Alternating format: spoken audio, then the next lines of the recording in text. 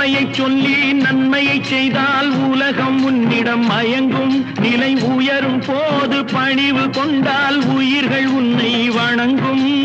உண்மை என்பது அன்பாகும், பெரும் பணிவு என்பதும் பண்பாகும்.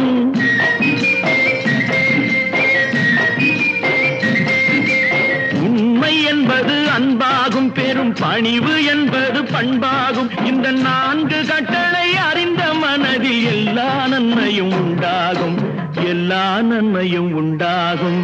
6 மனமே 6 அந்த ஆண்டவன் கட்டளை 6. 6 மனமே 6 அந்த ஆண்டவன் கட்டளை 6.